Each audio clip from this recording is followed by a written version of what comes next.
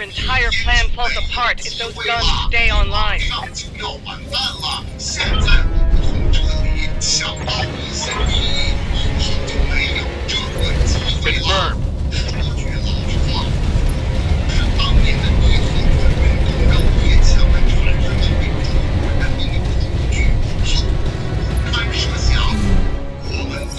Incoming artillery fire.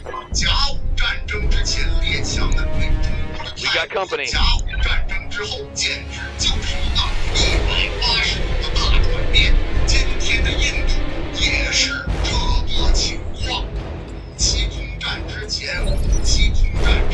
I hear ya. Don't need to tell me twice.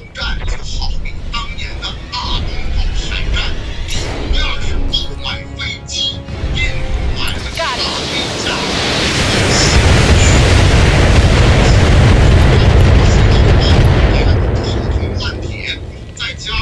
Target destroyed.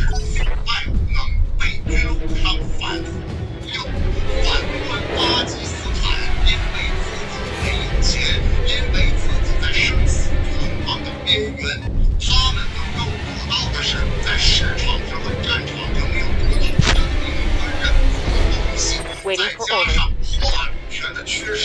On the move. 但是因此，巴基斯坦得到了包括战斗机、预警机、空对空导弹、雷达、防空导弹、数据链等一系列装备。然后呢，西空战一开打，印度惨败。这个世界就是那样，跟当年一样。因为你失败了，你做什么都是错的。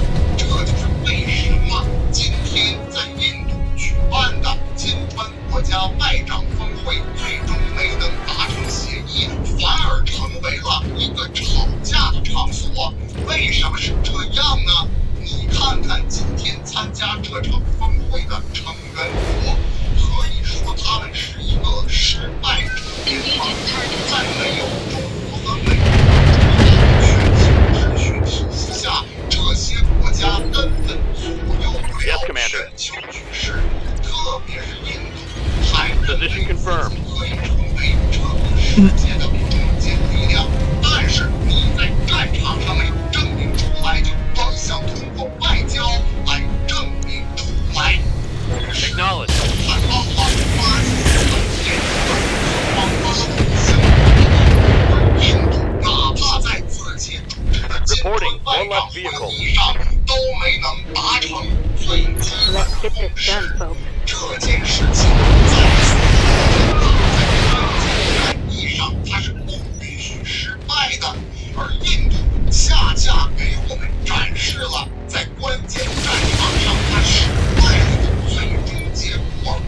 西空战印度惨败露了舞台，最终被彻底的边缘化。什么所谓的美国伊朗谈判，印度有话说，在大国面前，印度所说的一切那就是一个胡说八道。大家怎么看底下留言？好，这期节目就到这儿，请大家别忘点赞、评论、转发，没订阅也订阅一下，谢谢大家。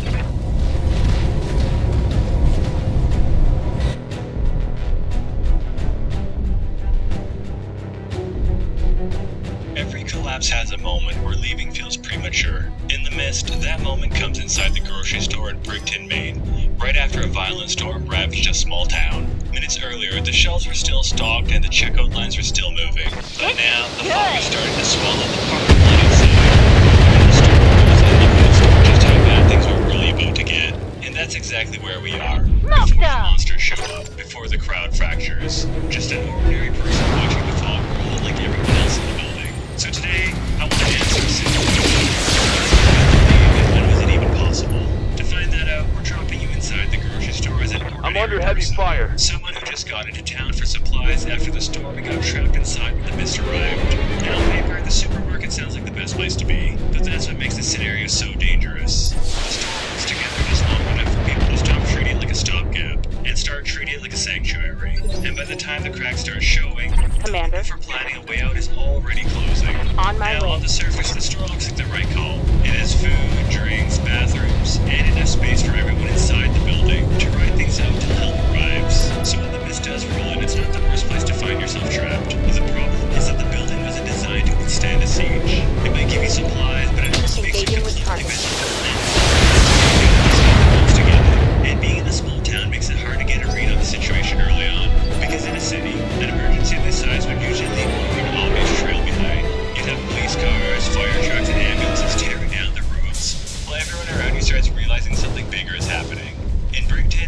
fog erases that view before you get that kind of build-up. In most Outbreak media I cover on my main channel, the threat leaves traces you can follow if you're paying attention. Hospitals overflow first. Emergency vehicles start screaming through the streets. Roads lock up with abandoned cars, and the news gets strange when you're passing out. Piece by piece, you can watch the pattern form in real time, but the mist strips all of that away. The second it rolls in around the store, the outside world is gone, until there's nothing left beyond the glass except the solid white wall swallowing every sense of distance. You can't tell if the fog stretches for a block or the entire town.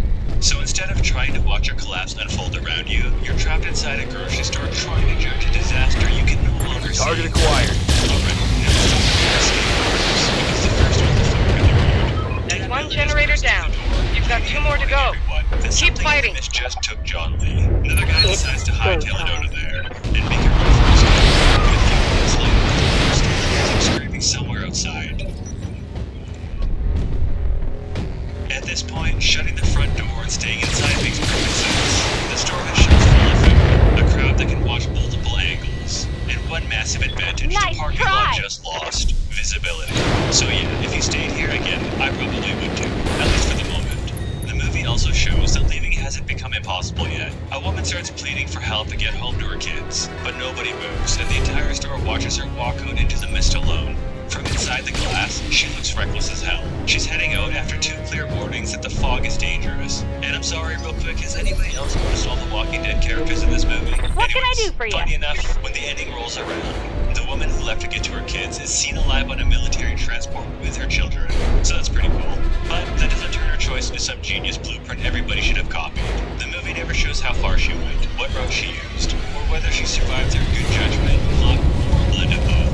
What it does show is that the store still had an escape window before the people inside started rotting into panic, faction building, and mob logic. So this isn't some obvious exit moment where everybody should have sprinted for the door. It's more of a fork in the road. One woman takes this insane-looking option and lives. Everyone else takes the sensible option and stays in the store. So you can't really hate on them for staying. But settling into the store like the danger outside was the only threat if you're making a massive mistake. And let's say you don't leave with that woman, fine. Most people wouldn't. But Dan's warning doesn't get to vanish from your decision-making just because you chose to stay. At this point, the store has heard him say John Lee was taken, heard another man scream after running to the mist, and watched a mother walk out alone because her children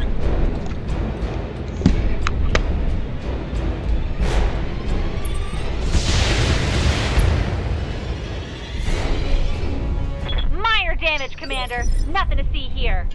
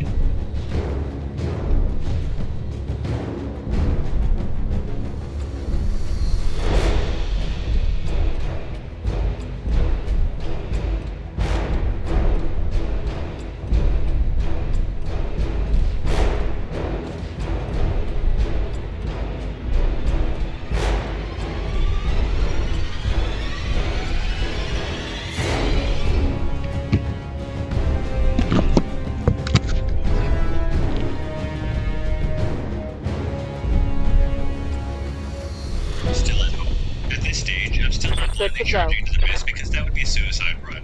Visibility is garbage. The threat profile is unknown. And something strong enough to snatch a grown-ass man is already somewhere in the mist, just outside the store. But sitting around and doing nothing is just as dangerous. This is the point where competent people start organizing before panic fully sets in. Somebody needs to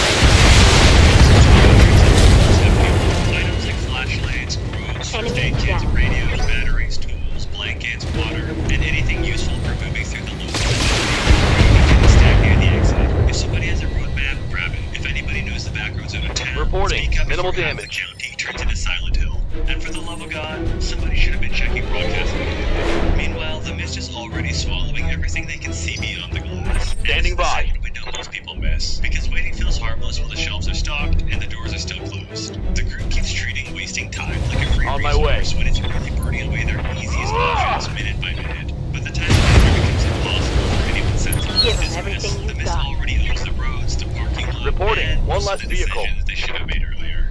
Then the loading dock attack turns the store into a compromised position. Up to this point, the danger outside is still getting filtered through people's stories. Some saw something, some missed it, some buy it, and some keep acting like denial counts as security. Then Orb opens the loading dock, and the tentacles come through. Unfortunately, leaving right after that breach would still be ugly, since the mist is dangerous and mistakenly makes sense that every spare minute is buying mobility. I'd be staging food, water, tools, and whatever defense gear they can carry, and getting ready to move the moment the next piece of evidence says the store has become a worse gamble than trying to leave. By nightfall, everyone is tired, scared, and trying to convince themselves the grocery store can carry them until the morning. Then the parking lot lights come on, and strange insects gather in front of the windows. After that, large glowing creatures come out of the fog and dive straight for the bugs swarming around the lights. One of the bigger creatures smashes through the front glass, and the room loses control almost immediately. The bugs flood it, the larger creatures fall, and the crowd goes nuts. People scream, duck, and swing at anything moving and grab whatever looks useful. Ollie gets Amanda's revolver and starts shooting the bigger things, which is easily the most competent move in the room. Everybody else starts reaching for fire because apparently fire indoors is a smart idea. That works exactly as Waiting it for sounds. orders. The flames drive some creatures back, but the store is crowded, panicked, and full of crap that burns. The girl that gets bitten dies. And earlier during this sequence, a bug lands on the character Cameron, and it doesn't bite her, which is terrible luck for everyone else because now the apocalypse has hit the loudest lunatic in the building, a recruitment ad. Before this, Cameron was just an annoying religious crank. After, frightened people have an image they can cling to. People start to reach out to her for comfort. By the time the attack ends, You get a headshot, and you get a headshot. and I'd stop pretending those walls are some kind of magic force field. The loading dock already access point. Now, the front is filled too, and it happened because the building was bright, occupied, and visible through the mist. That attack teaches a nasty lesson about the store can grow a danger without anybody stepping outside. Its lights, its people, and its activity all reach into the fog and might travel back to the glass. And then the next sequence of events happens because a guy decided to turn himself into the Human Torch. He survived setting himself on fire, but the supermarket doesn't have what they need. They need painkillers, antibiotics. Unfortunately, the closest place to get that is so the next morning, David takes a small group to cross over. The Tango pharmacy run down. starts with a single group, single file moving through the mist, which is already the right instinct because getting separated from that parking lot would be a fucking disaster. They aren't casually crossing open pavement. They're pushing through a whiteout where distance barely exists, keeping tight enough that nobody drifts off and becomes another scream in the fog. The supermarket disappears behind them. Engaging Finally appears multiple again. targets. For a few seconds, the stupid little supply run looks like it might actually work out. At first, the pharmacy gives them exactly Unit down. Repeat. We have a knock winner down. Amanda, Our lance integrity is compromised. Joe's Requesting medicine, but the support. place is already screaming at them to leave. And then they find out the pharmacy has actually been whipped over. Human bodies are cocooned inside, insects hang through the building, and a military police officer from Arrowhead is still alive in the mess. stuck Copy to the that. wall and barely able to talk. He mutters about soldiers and what happened, but before they can get more information out of him, the group starts cashing in every warning sign they ignored. The spider-like creatures attack, and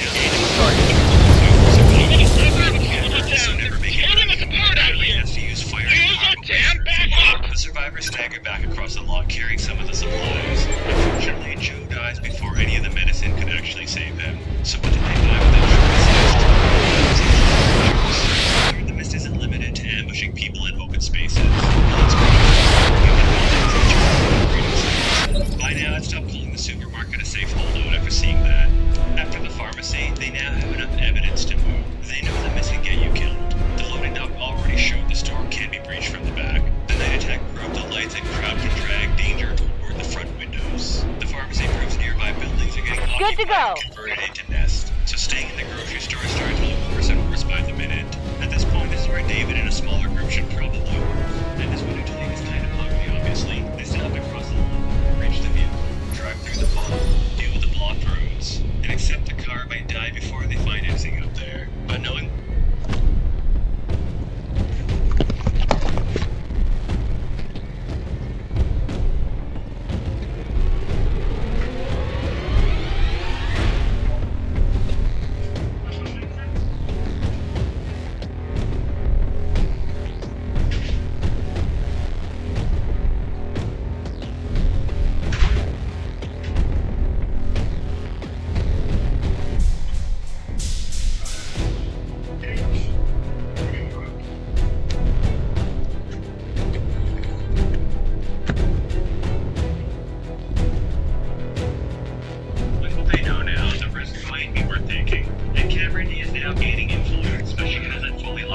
down yet. David can still gather supplies, Paula still has the revolver, and a compact version of begging for permission to leave. At this point, they definitely have enough reason to justify leaving. Outside, this had enough time to work its way into human spaces, and the pharmacy already showed how limited that gets once your buildings turn into a nest.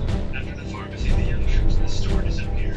And supplies the other two dead in the back area, and once the ground floor is empty, tries to explain all he knows. And in the multi-element creature, the guy was unleashed. Anyways, he talks about the Arrowhead Project, rumors about the scientists opening up into another dimension, and the possibility that the military cause whatever is now crawling around outside. Cameron grabs the admission and turns into a public execution bench. And then she gets her followers to throw both sides as a sacrifice. As the store becomes dangerous in a different kind of way. Earlier leaving meant Ready for surviving orders. the parking lot. Now leaving means getting past the people who may treat departure like betrayal. The door is still sitting there, but the social path Copy is that. closing fast. David eventually gets a small group together, but the delay is what screws him.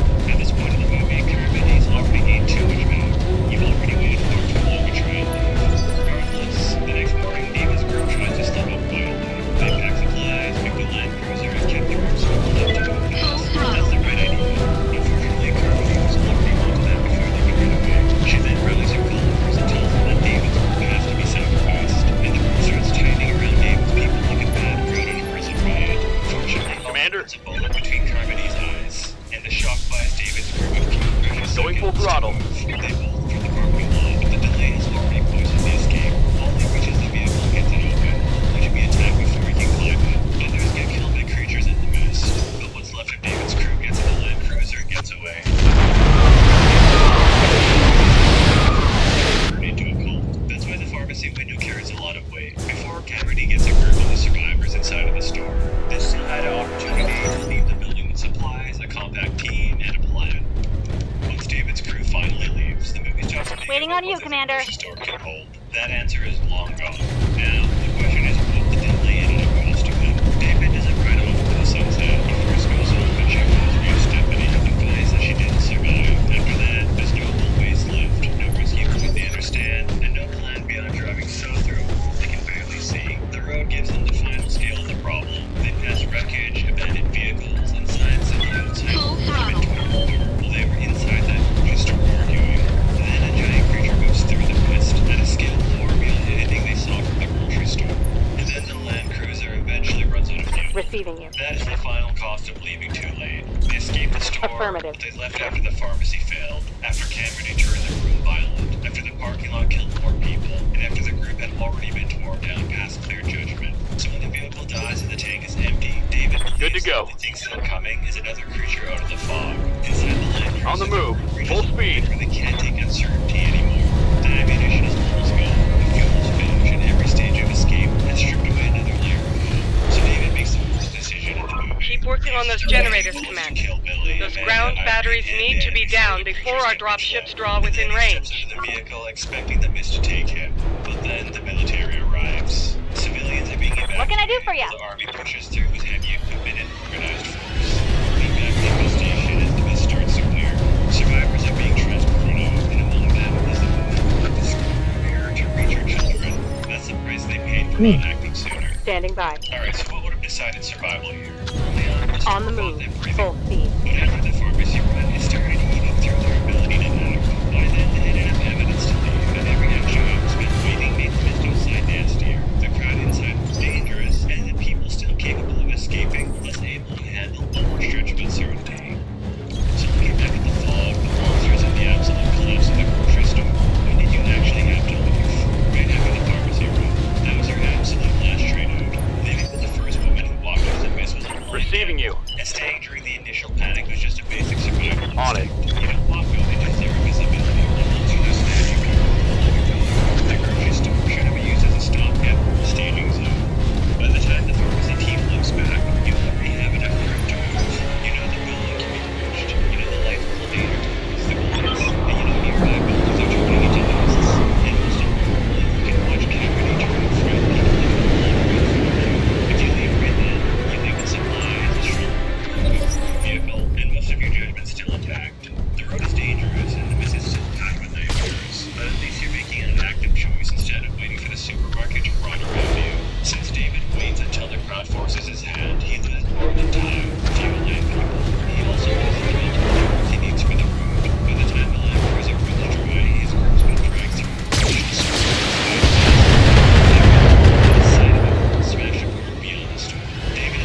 damage is By light. the delay inside of the supermarket, the military arriving at the end yells of a kick to the teeth. The scenario is called out.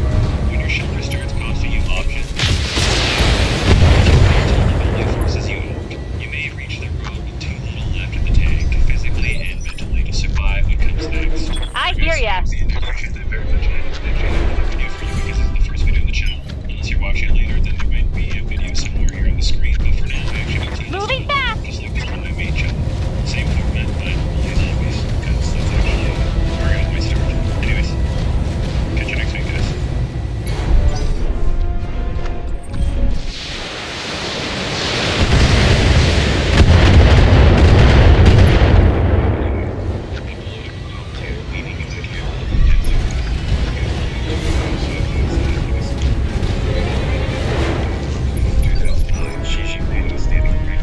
What's up, boss? Shaking hands with Barack Obama. In the second, 2017, Donald Trump's the vote. Going full speed. She is nowhere to be found. The commentator's face was flush with righteous indignation. See, you are this way. This is the ultimate snub. This is how they show the world with battery. To him, those two images with the smoking gun and the diplomatic bullshit. Full throttle. Politicians was focused entirely on the optics of walking there. He seemed genuinely convincing he cracked the code of Chinese psychological folklore, interpreting the absence of a single man as a calculated act of national unification. Orders? But then, I did something he currently hadn't. Some of that ironclad started to look like a very elaborate piece of diplomatic fiction. The commentator was so Got it. gripped by the narrative of the snub that he completely missed a detail so basic it makes the entire argument collapse. It turns out that 2009 photo isn't proof of a social friendship at all. It's actually an illustration of why we keep getting the story of modern China completely wrong. We're so busy looking for insults that we forgot to read the actual rules of the game. It makes you wonder how much of our expert geopolitical analysis is just us misinterpreting a region script decades ago. Some of the dominant reality of how this actually exactly. Like, imagine you're standing on this like concrete expanse of Beijing Capital International Airport. It's the autumn of 2017. And with the wind sweeping across that tarmac and just waiting. You know, the kind of officer, let's call him Lin, standing out there. And despite that freezing wind, his palms are just actually sweating inside these pristine white cotton gloves. Damage minimal. He is clutching his sword. And on that clip, Waiting for orders. state etiquette. Which, it isn't just some rough guide. It's this document that dictates literally every single centimeter of movement for the arrival of the Double time. It's basically a mathematical formula of stack.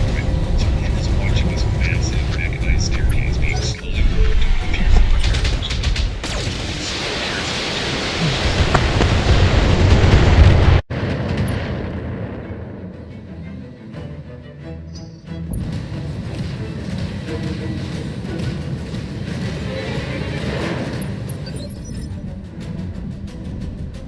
Yes, Commander. Copy that.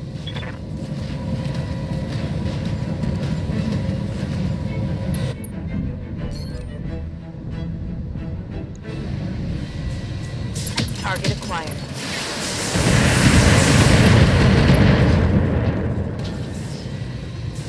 Scored a critical hit.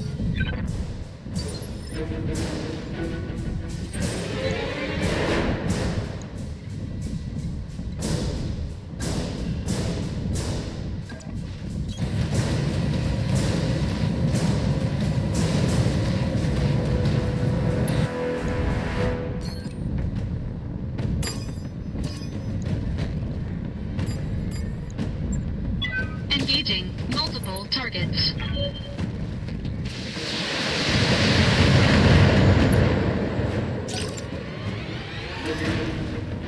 Warning. Enemy sensor lock detected.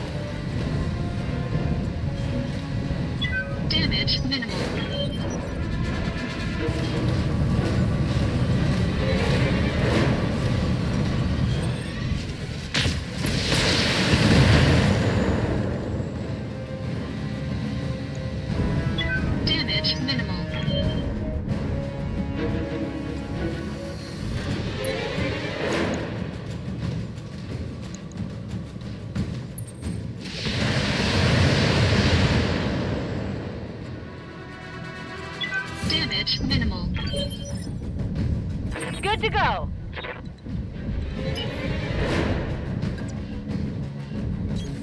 Going turbo.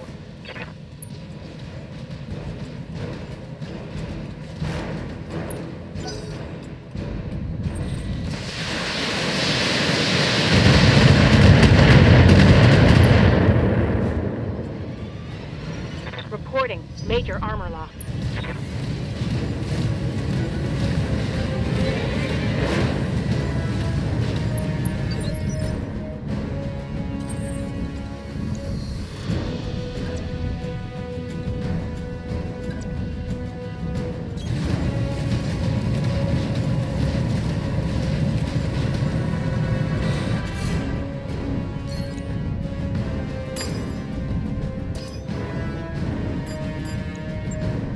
Engaging multiple targets.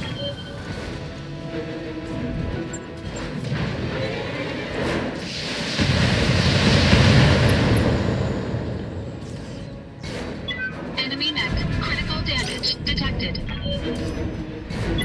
Warning. Enemy sensor lock detected. Waiting for orders.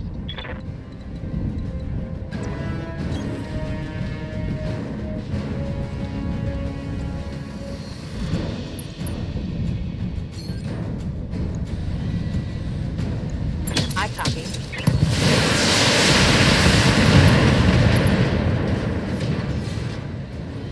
Hostile eliminated.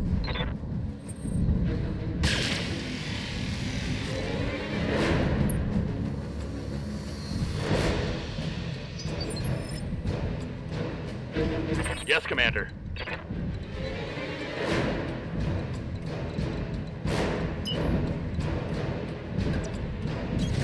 Acknowledged.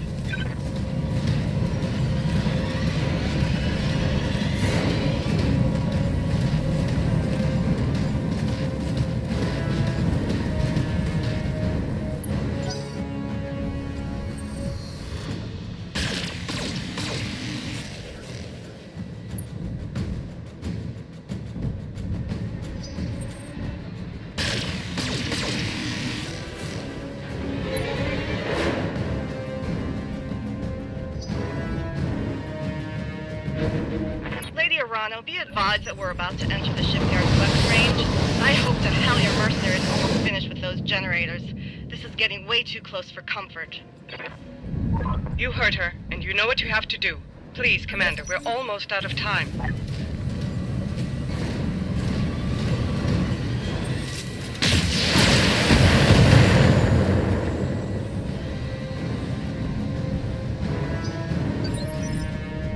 Waiting on you, Commander.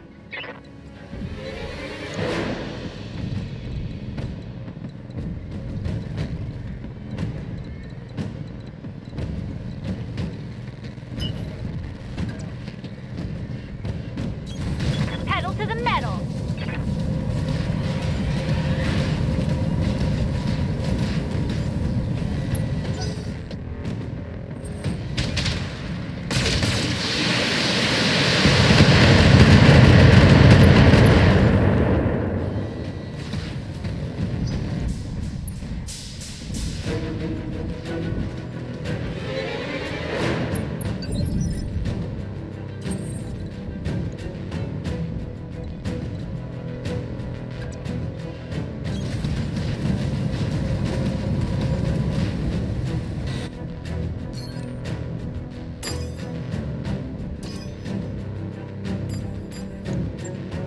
Engaging multiple targets.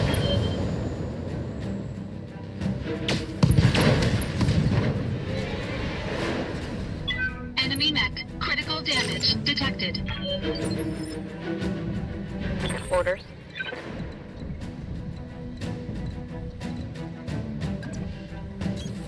Heading out.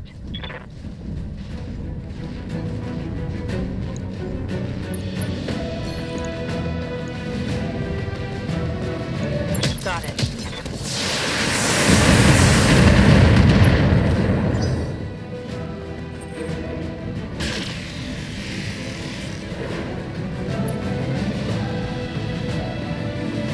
Minimal damage on that hit. Waiting for orders.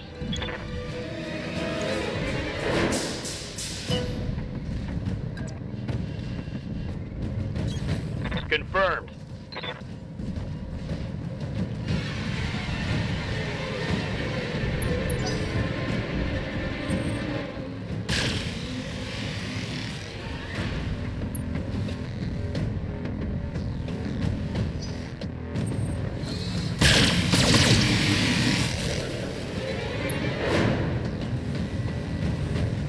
I'm taking heavy hits, Commander.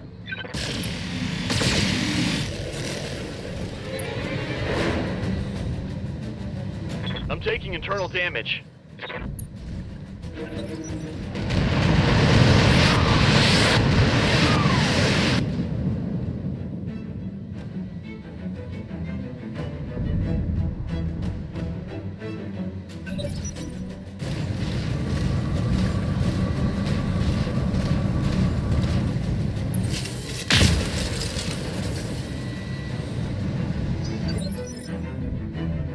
Waiting for orders.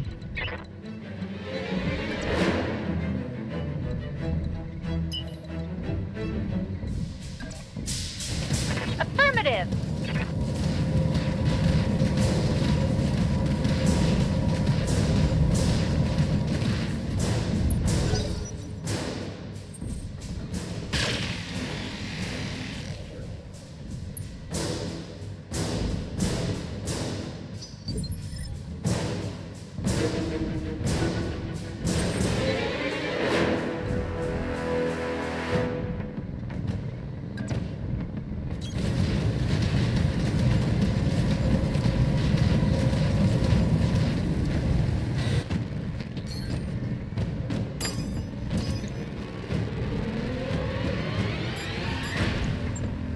Engaging multiple targets.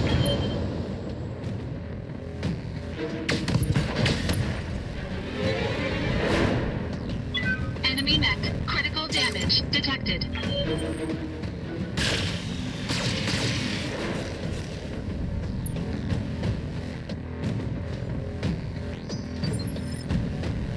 Good to go.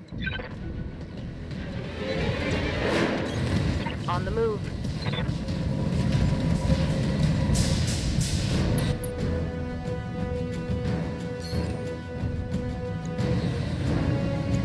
Taking the shot.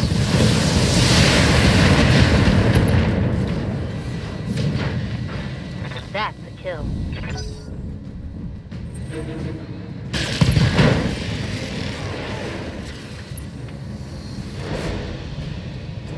Critical hit. Bad one, I think.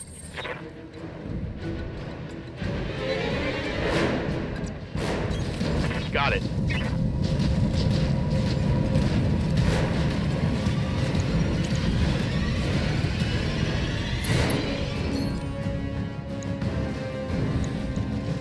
Locked on.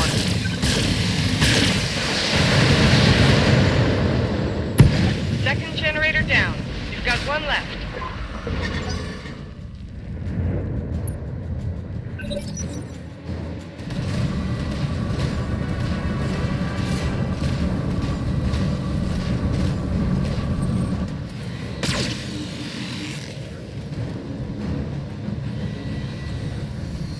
Damage minimal.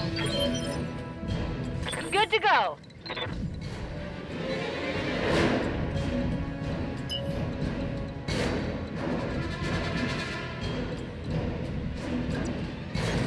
On my way.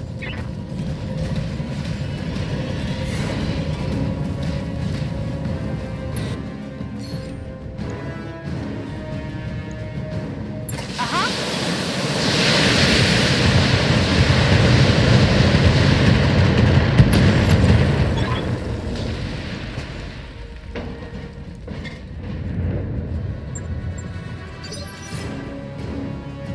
Standing by.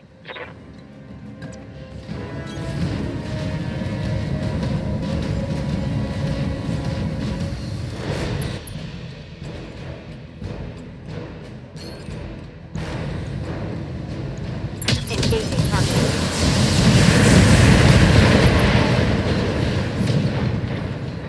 One less target.